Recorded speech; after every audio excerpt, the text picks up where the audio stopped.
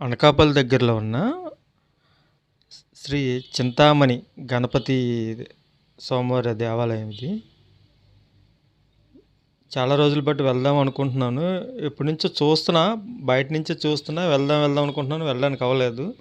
ఈరోజు ఆ స్వామివారి అనుగ్రహం కలిగింది, అందుకనే వెళ్తున్నాను దర్శనం చేసుకోవడం కోసమని. రండి, గుడి ఎలా ఉందో మీకు కూడా చూపిస్తాను ఒకసారి. ఇదంతా కార్ బైక్ పార్కింగ్. ఇది ఇక్కడ నుంచి కొంచెం లోపలికి వెళ్ళే నడిచే దారి ఇది.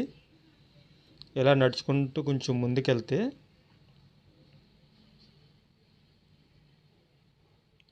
అలాగ కొంచెం ముందుకెళ్ళిన తర్వాత ఈ సైడ్ నుంచి ఇలా లోపలికి వెళ్తే కాటేజెస్ ఉన్నాయి, రూమ్స్ అవి.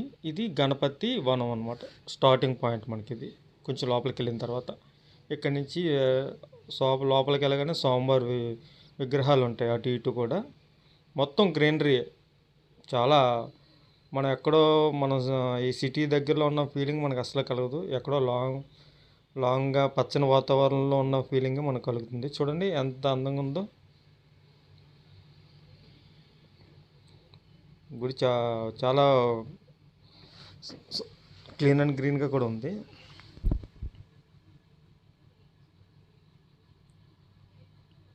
ఇదంతా వ్యూ కూడా చాలా బాగుంది, మొత్తం గ్రీనరీ.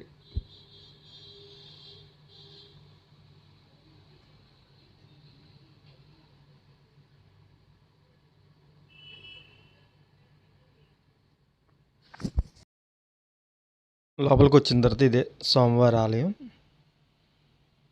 చూడండి.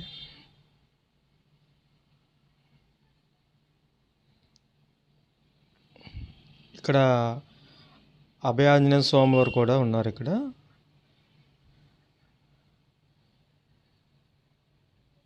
ఇది పూర్ణ ఫలదీక్ష అని చెప్పేసి మనం ఏమైనా అనుకుంటే, మనం ఏదైనా నిష్టగా ఏదైనా అనుకుంటే అది జరుగుతాయి ఇక్కడ. అది ఎలాగంటే మనం అక్కడ కొబ్బరి బొండం ఒకటి ఇస్తారు, దాన్ని తీసుకుని 16 ప్రదక్షిణలు చేసి 18 రోజులు నిష్టగా ఉండి మనం ప్రదక్షిణలు చేసిన వెంటనే కొబ్బరి బొండాన్ని ఇక్కడ ఇలా కడతారనమాట. ఇది కొబ్బరి బొండాలు కట్టే ప్లేస్ ఇది. ఇలా మనం ఏదైనా కోరుకుని ఇక్కడ కొబ్బరి బొండాలు కడతాం అనమాట. ఆంజనేయ స్వామివారి గుడి దగ్గర పంతులు గారు పూజ చేసిన తర్వాత ఆయన చెప్తారు, తీసుకొచ్చి ఇక్కడ కట్టాలి. గుడి లోపల ఎలా ఉంటుంది, ఫోటోగ్రఫీకి అనుమతి లేదు, అందుకనే తీయలేదు. దర్శనం చేసుకుని బయటికి రాగానే మనకి ఇటు పక్కగా వెళ్తే నక్షత్రవనం అని చెప్పేసి చాలా బాగుంది. మారేడు చెట్టు చూడండి.